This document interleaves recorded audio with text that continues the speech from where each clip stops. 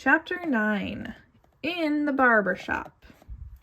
It was very quiet in the barber shop. The barber was shaving an elderly gentleman. Captain Cook found this spectacle very interesting, and in order to get a better view, he jumped up on the mirror ledge. "Good night," said the barber. The gentleman in the barber's chair, his face already white with lather, half lifted his head to see what had happened. "Good," said the penguin, flapping his flippers and reaching out his long beak towards the lather on the gentleman's face. With a yell and a leap, the gentleman rose from his reclining position, left the barber's chair, and fled into the street, not even stopping for his coat and hat. "Gaw!" said Captain. "Hey!" said the barber to Mr. Popper.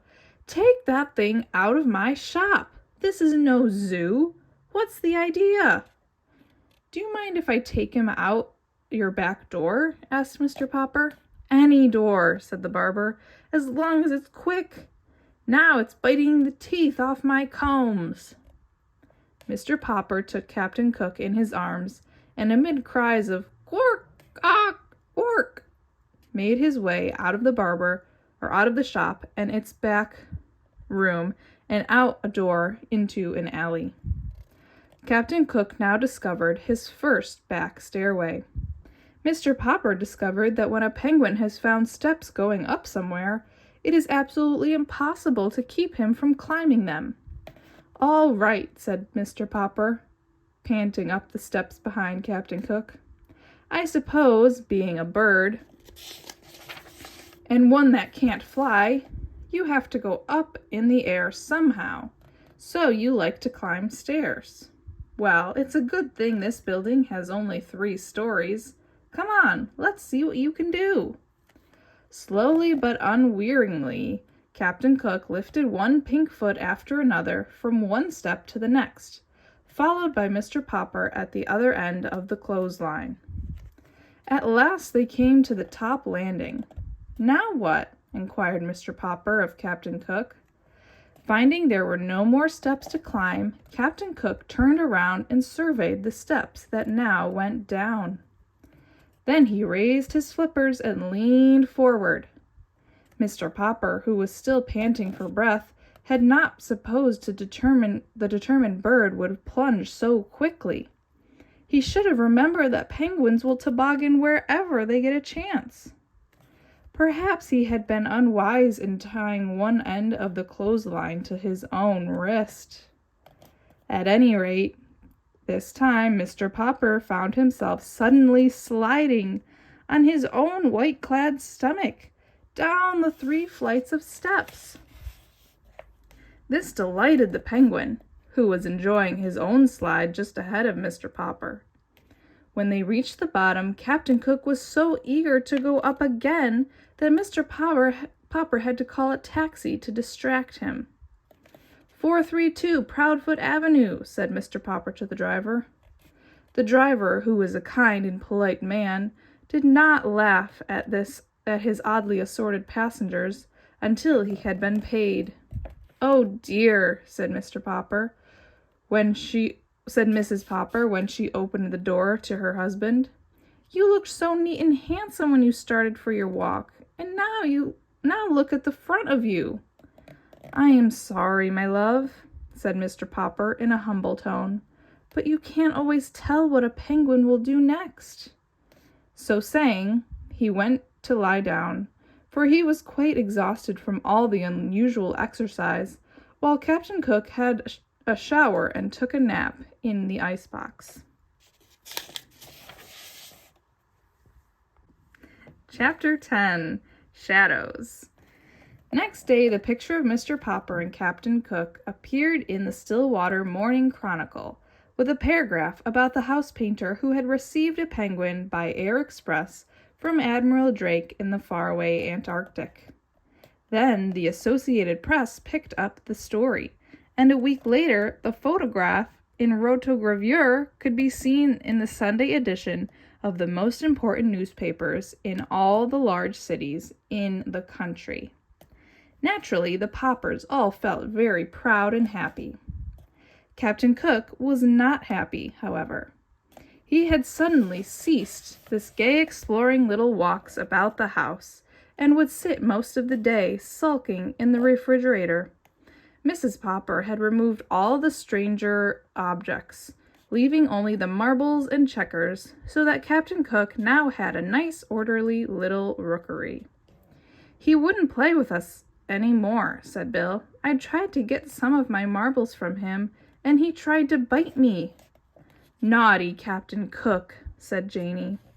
"Better leave him alone, children," said Mrs. Popper.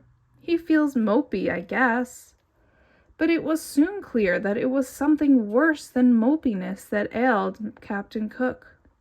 All day he would sit with his little white circled eyes staring out sadly from the refrigerator.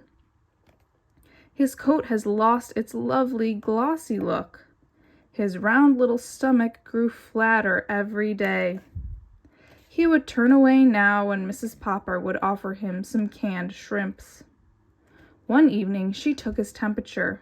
It was 104 degrees. "Well, Papa," she said, "I think you had better call the veterinary doctor. I'm afraid Captain Cook is really ill." But when the veterinary came, he only shook his head. He was a very good animal doctor, and though he had never taken care of a penguin before, he knew enough about birds to see at a glance that this one was seriously ill. "I will leave you some pills. Give him one every hour. Then you can try feeding him on sherbet and wrapping him in ice packs. But I cannot give you any encouragement because I'm afraid it is a hopeless case. This kind of bird was never made for this climate, you know. I can see that you have taken good care of him, but an Antarctic penguin can't thrive in still water." That night the Popper sat up all night taking turns changing the ice packs. It was no use. In the morning, Mrs. Popper took Captain Cook's temperature again. It had gone up to 105. Everyone was very sympathetic. The reporter on the Morning Chronicle stopped in to inquire about the penguin. The neighbors brought in all sorts of broths and jellies to try to tempt the little fellow. Even Mrs. Callahan, who had never had a very high opinion of Captain Cook, made a lovely frozen custard for him. Nothing did any good. Captain Cook was too far gone. He slept all day now in a heavy stupor, and everyone was saying that the end was not far away. All the Poppers had grown terribly fond of the funny, solemn little chap, and Mr. Popper's heart was frozen with terror. It seemed to him that his life would be very empty if Captain Cook went away. Surely someone would know what to do for a sick penguin. He wished that there were some way of asking advice of Admiral Drake, away down in the South Pole, but there was no time. And in his despair, Mr. Popper had an idea. A letter had brought him his pet. He sat down and wrote another letter.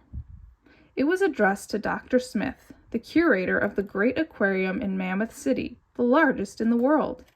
Surely if anyone anywhere had any idea what could cure a dying penguin, this man would. 2 days later, there was an answer from the curator. "Unfortunately," he wrote, "it is not easy to cure a sick penguin. Perhaps you do not know that we too have in our aquarium at Mammoth City a penguin from the Antarctic. It is failing rapidly in spite of everything we have done for it. I have wondered lately whether it is not suffering from loneliness. Perhaps that is what ails your Captain Cook. I am therefore shipping you under separate cover our penguin. You may keep her. There is just a chance that the birds may get on better together." And that is how Greta came to live at 432 Proudfoot Avenue.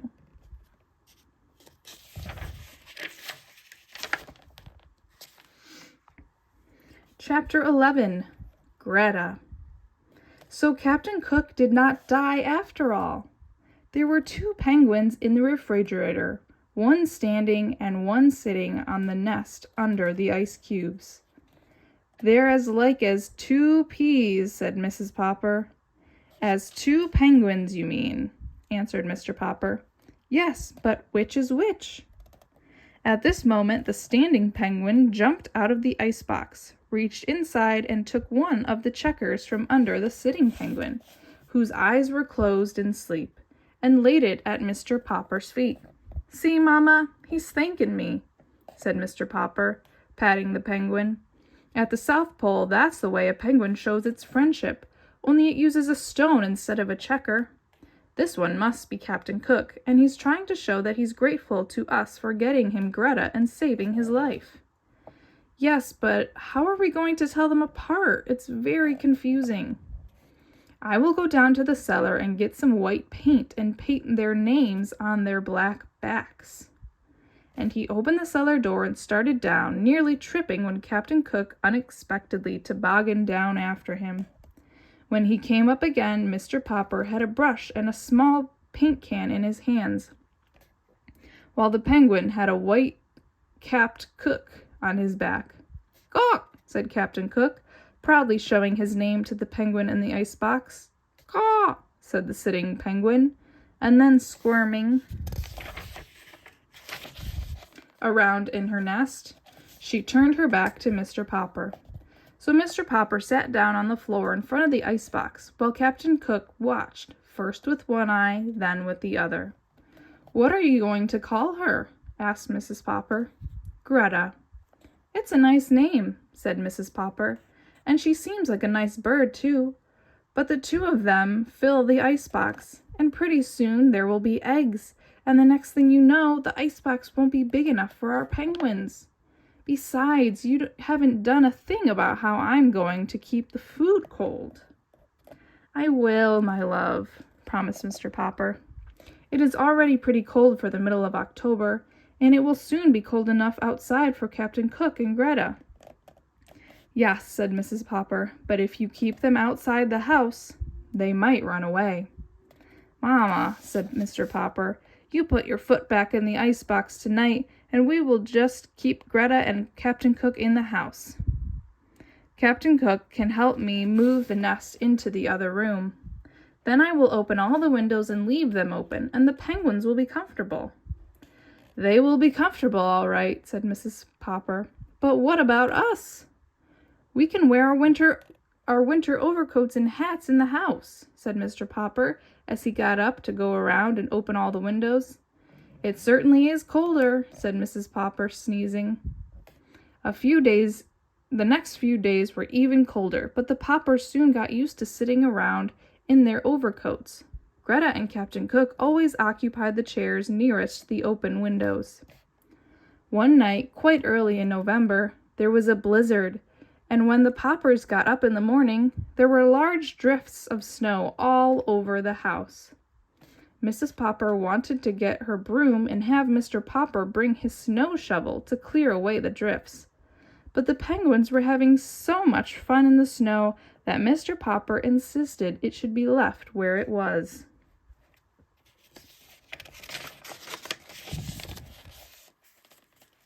In fact, he even went so far as to bring an old garden hose up from the basement and sprinkle all over the floors that night until the water was an inch deep.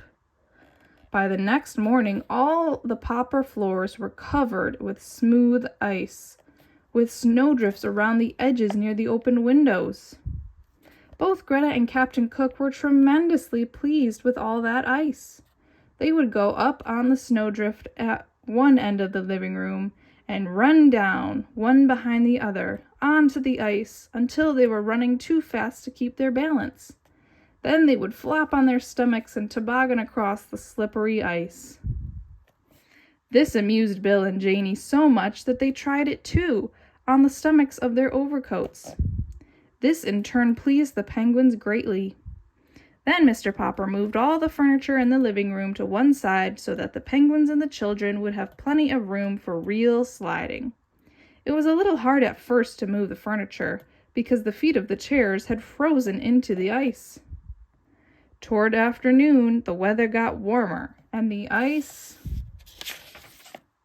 began to melt. "Now, Papa," said Mrs. Popper, "you really must do something. We can't go on like this. But Captain Cook and Greta are both fat and sleek, and the children have never been so rosy." "It may be very healthy," said Mrs. Popper, as she mopped up the flood, "but it's very untidy." "I will do something about it tomorrow," said Mr. Popper.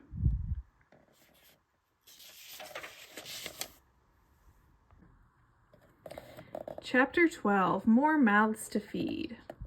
So the next day, Mr. Popper called an engineer and had a large freezer plant installed in the cellar, and took Captain Cook and Greta down there to live. Then he had the furnace taken out and moved upstairs into the living room. It looked very odd up there, but as Mrs. Popper said, it was a relief at least not to have to wear their overcoats all the time. Mr. Popper was quite worried when he found that all these changes were going to be very expensive. The refrigerator engineer was worried too, when he found that Mr. Popper had practically no money. However, Mr. Popper promised to pay as soon as he could, and the man let him have everything on credit. It was a good thing Mr. Popper got the penguins moved when he did, because Mrs. Popper had been right about the eggs. The rookery had scarcely been moved to the basement when Greta laid the first egg. 3 days later, the second one appeared. Since Mr. Popper knew that penguins lay only 2 eggs a season, he was astonished when, a little later, the third egg was found under Greta.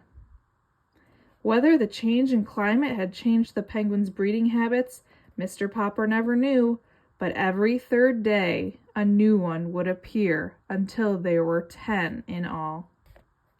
Now penguin eggs are so large that the mother can sit on only 2 at a time, and this created quite a problem. Mr. Popper solved it, however, by distributing the extra eggs under hot water bottles and electric heating pads, kept just at penguin body heat. The penguin chicks, when they began to hatch, were not so handsomely marked as their mother and father. They were fuzzy, droll little creatures who grew at a tremendous rate. Captain Cook and Greta were kept very busy bringing food to them, though, of course, the Poppers all helped too. Mr. Popper, who had always been such a great reader, had no difficulty in thinking of names for the penguin children. They were Nelson, Columbus, Louisa, Jenny, Scott, Magellan, Adelina, Isabella, Ferdinand, and Victoria. Still, he was rather relieved that there were no more than 10 to name.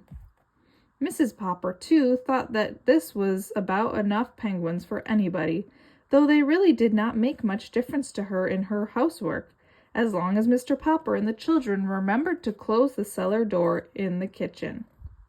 The penguins all loved to climb the stairs that led up to the kitchen and never knew when to stop unless they found the kitchen door closed.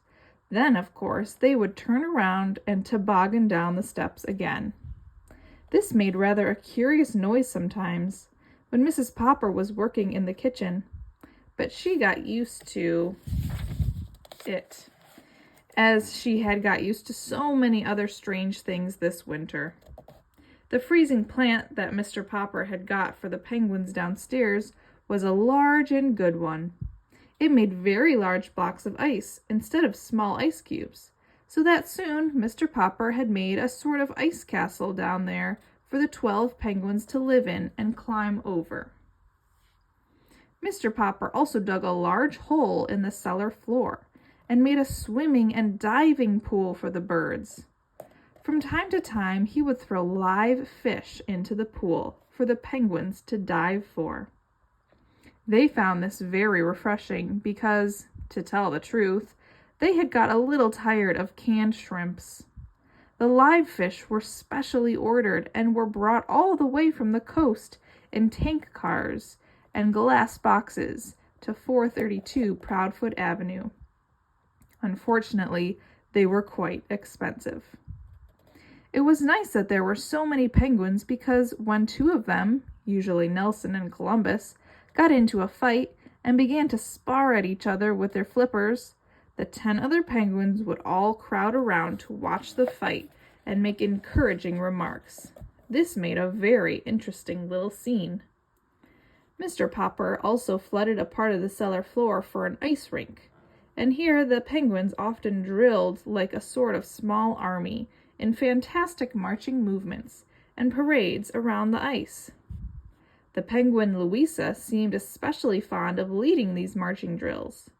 It was quite a sight to see them, after Mr. Popper had the idea of training Louisa to hold a small American flag in her beak while she proudly led the solemn parades.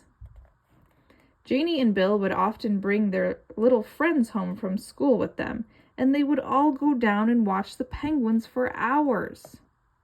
At night, instead of sitting and reading and smoking his pipe in the living room, as he had done before, Mr. Popper would put on his overcoat and take his things downstairs. There he would sit and read with his mittens on, looking up from time to time to see what his pets were doing. He often thought about the cold, distant regions in which the little creatures really belonged. Often, too, he thought how different his life had been before the penguins had come to keep him occupied. It was January now, and already he dreaded to think of the time when spring would come, and he would have to leave them all day and go back to painting houses. Chapter 13. Money Worries. There came a night, however, when Mrs. Popper, having put the children to bed, stopped Mr. Popper on his way to the cellar. "Papa," she said, "I must talk to you. Come and sit down." "Yes, my love," said Mr. Popper. "What's on your mind?" "Papa," said Mrs. Popper, "I'm glad to see you're having such a nice vacation, and I must say that it's been easier than usual to keep the place tidy, with you down in the basement all the time. But, Papa, what are we to do for money?" "What's the trouble?" asked Mr. Popper. "Well, of course the penguins have to eat, but have you any idea what the bills for all those live fish are? I'm sure I don't know how we're going to pay for them. And the engineer who put in the basement freezing plant keeps ringing the doorbell and asking for his money." "Is our money all gone?" asked Mr. Popper quietly. "Practically all. Of course, when it is all gone, maybe we could eat the 12 penguins for a while." "Oh, no, Mama," said Mr. Popper. "You don't mean that." "Well, I don't suppose I really could enjoy eating them, especially Greta and Isabella," said Mrs. Popper. "It would break the children's hearts, too," said Mr. Popper. He sat there thoughtfully for quite a while.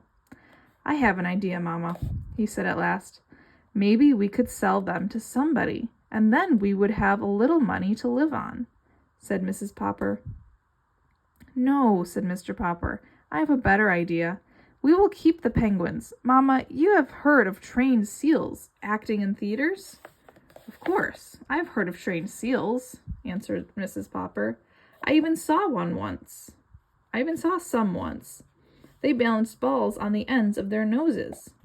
"Very well, then," said Mr. Popper. "If there can be trained dogs and trained seals, why can't there be trained penguins?" "Perhaps you're right, Papa." "Of course I'm right, and you can help me train the penguins." The next day, they had the piano moved down into the basement at one end of the ice rink. Mrs. Popper had not played the piano since she had married Mr. Popper, but with a little practice, she soon began to remember some of the pieces she had forgotten. "What these penguins like to do most," said Mr. Popper, "is to drill like an army, to watch Nelson and Columbus get in a fight with each other, and to climb up steps and toboggan down. And so we will build our act around those tricks."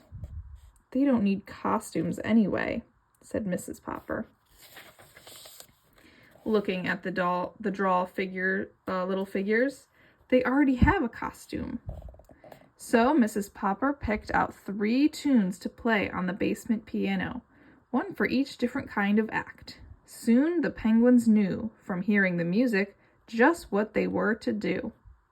When they were supposed to parade like a lot of soldiers, Mrs. Popper played Schubert's Military March. When Nelson and Columbus were to fight each other with their flippers, Mrs. Popper played the Merry Widow Waltz. When the penguins were supposed to climb and toboggan, Janie and Bill would drag out into the middle of the ice 2 portable stepladders and a board that Mr. Popper had used when he was decorating houses. Then Mrs. Popper would play a pretty descriptive piece called By the Brook. It was cold in the cellar, of course, so that Mrs. Popper had to learn to play the piano with her gloves on. By the end of January, Mr. Popper was sure the penguins were ready to appear in any theater in the country. Chapter 14, Mr. Greenbaum. "Look here," said Mr. Popper at breakfast one morning. "It says here in the Morning Chronicle that Mr. Greenbaum, the owner of the Palace Theater, is in town. He's got a string of theaters all over the country, so I guess we had better go down and see him." That evening, it was Saturday, the 29th of January, the Popper family and their 12 trained penguins, 2 of them carrying flags in their beaks, left the house to find the Palace Theater. The penguins were now so well trained that Mr. Popper decided it was not necessary to keep them on leashes. Indeed, they walked to the bus line very nicely in the following line of march: Mr. Popper, Greta and Captain Cook, Columbus and Victoria, Mrs. Popper, Nelson and Jenny, Magellan and Adelina, Bill Popper and Janie Popper, Scott and Isabella, and Ferdinand and Louisa.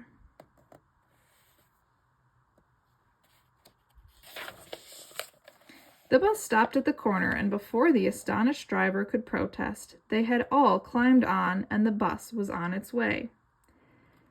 "Do I pay half fare for the birds, or do they go free?" asked Mr. Popper. "Janie goes half fare, but I'm 10, said Bill. "Hush," said Mrs. Popper, as she and the children found their seats. The penguins followed in an orderly fashion. "Say, mister," said the bus driver, "where do you think you're going with that exhibit?" "Downtown," said Mr. Popper. "Here, let's call it 50 cents, and let it go at that." "To tell the truth, I lost count when they all went past me," said the driver. "It's a trained penguin act," explained Mr. Popper. "Are they real birds?" asked the driver. "Oh, yes," said Mr. Popper. "I'm just taking them down to the palace to interview Mr. Greenbaum, the big theater owner." "Well, if I hear any complaints, off they go at the next corner," said the driver. "Fair enough," said Mr. Popper, who wanted to ask for a transfer in that case, but decided to let well enough alone. The penguins were behaving very well. They were sitting quietly 2 in a seat while the other passengers looked on. "Sorry," said Mr. Popper, addressing everyone in the bus, "but I'll have to open all the windows. These are Antarctic penguins, and they're used to having it a lot colder than this." It took Mr. Popper quite a while to open the windows, which were stuck fast. When he had succeeded, there were plenty of remarks from the other passengers. Many of them began to complain to the driver, who told Mr. Popper to take his birds off the bus. He had to repeat this several times. Finally, he refused to take the bus any further until Mr. Popper got off. By this time, however, the bus had got so far downtown that none of them minded having to get out into the street. Only a block ahead of them shone the lights of the Palace Theater. "Hello," said the theater manager as the Poppers and the penguins trooped past him. Sure, Mr. Greenbaum's here in my office. You know, I've heard about these birds of yours, but I really didn't believe it. Mr. Greenbaum, meet the Popper Penguins. I'll be leaving you. I've got to go backstage." The penguins, now standing politely in 2 rows of 6 each, looked curiously at Mr. Greenbaum. Their 24 white circled eyes were very solemn. "All you people crowding around the door, go back to where you belong," said Mr. Greenbaum. "This is a private conference." Then he got up to shut the door. The Poppers sat down while Mr. Greenbaum walked up and down the double row of penguins, looking them over. "It looks like an act," he said. "Oh, it's an act, all right," said Mr. Popper. "It's Popper's Performing Penguins, first time on any stage, direct from the South Pole." He and Mrs. Popper had thought up this name for the act. "Couldn't we call them Popper's Pink-Toed Penguins?" asked Mr. Greenbaum. Mr. Popper thought for a moment. "No," he said, "I'm afraid we couldn't. That sounds too much like chorus girls or ballet dancers, and these birds are pretty serious. I don't think they'd like it." "All right," said Mr. Greenbaum. "Show me the act." "There's music to it," said Janey. "Mama plays the piano." "Is that true, Madame?" asked Mr. Greenbaum. "Yes, sir," answered Mrs. Popper. "Well, there's a piano behind you," said Mr. Greenbaum. "You may begin, Madame. I want to see this act. If it's any good, you people have come to the right place. I've got theaters from coast to coast. But first, let's see your penguins perform. Ready, Madame?" "We'd better move the furniture first," said Bill.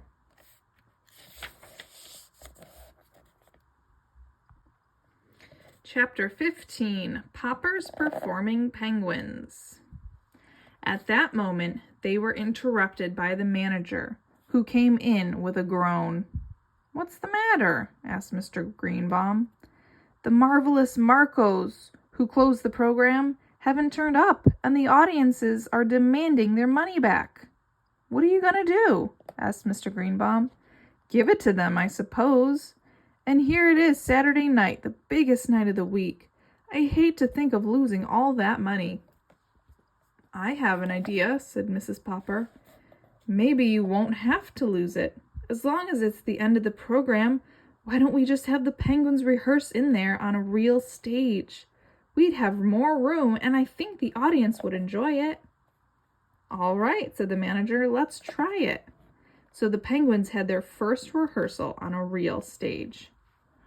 The manager stepped out on the stage. "Ladies and gentlemen," he said, raising his hand, "with your kind indulgence, we are going to try out a little novelty number tonight. Owing to unforeseen circumstances, the marvelous Marcos are unable to appear. We are going to let you see a rehearsal of the Popper Performing Penguins instead. I thank you." In a dignified way, the Poppers and the penguins walked out onto the stage, and Mrs. Popper sat down at the piano. "Aren't you going to take off your gloves to play?" asked the manager. "Oh, no," said Mrs. Popper. "I'm so used to playing with them that I'll keep them on, if you don't mind." Then she started Schubert's Military March. The penguins began to drill very nicely, wheeling and changing their formations with great precision, until Mrs. Popper stopped playing in the middle of the piece. The audience clapped vigorously. "There's more to it," explained Mrs. Popper, half to the manager and half to the audience. "Where they form in a hollow square and march in that formation. It's so late we'll skip that tonight and jump to the second part." "You're sure you don't want to take your gloves off, Madame?" asked the manager. Mrs. Popper smilingly shook her head and began the Merry Willow Waltz. 10 of the penguins now formed in a semicircle as Nelson and Columbus, in their midst, put on a wild sparring contest. Their round black heads leaned far back so that they could watch each other with both round white eyes. "Gork!" said Nelson, punching Columbus in the stomach with his right flipper and then trying to push him over with his left flipper. "Gaw!" said Columbus, going into a clinch and hanging his head over Nelson's shoulder as he tried to punch him in the back. "Hey, no fair," said the manager. Columbus and Nelson broke loose as the other 10 penguins, looking on, applauded with their flippers. Columbus now sparred politely with Nelson until Nelson hit him on the eye, whereupon Columbus retreated with a loud "ork," and the other penguins began to clap, and the audience joined them. As Mrs. Popper finished the waltz, both Nelson and Columbus stopped fighting and put down their flippers and stood still, facing each other. "Which bird won? Who's ahead?" shouted the audience. "Goop," said all the 10 penguins in the semicircle. This must have meant "look," for Nelson turned to look at them, and Columbus immediately punched him in the stomach with one flipper and knocked him down with the other. Nelson lay there with his eyes closed. Columbus then counted 10 over the prostrate Nelson, who again the 10 other penguins applauded. "That's part of the act," explained Janie. "The other penguins all like Columbus to win, so they all say 'gook' at the end. That always makes Nelson look away so Columbus can sock him good." Nelson now rose to his feet, and all the penguins formed in a row and bowed to the manager. "Thank you," said the manager, bowing back. "Now comes part 3, said Mr. Popper. "Oh, Papa," said Mrs. Popper, "you forgot to bring the 2 painting stepladders and the board." "That's all right," said the manager. "I'll get the stagehands to bring some." In no time at all, a pair of ladders and a board were brought in, and Mr. Popper and the children showed them how the ladders had to be set up with the board resting on top. Then Mrs. Popper began playing the pretty descriptive piece, "By the Brook." At this point in the act, the penguins always forgot their discipline and got dreadfully excited. They would all begin shoving at once to see which one would be the first to climb the ladders. However, the children had always told Mr. Popper that the act was all the funnier for all this pushing and scrambling, and Mr. Popper supposed it was. So now, with a great deal of squawking, the penguins fought and climbed the ladders and ran across the board in complete confusion, often knocking each other entirely off the floor below, and then hurrying to toboggan down the ladder and knock off any penguins who were trying to climb up there. This part of the act was very wild and noisy in spite of Mrs. Popper's delicate music. The manager and the audience were all holding their sides, laughing. At last, Mrs. Popper got to the end of the music and took off her gloves. "You'll have to get those ladders off the stage, or I'll never get those birds under control," said Mr. Popper. "The curtain is supposed to fall at this point."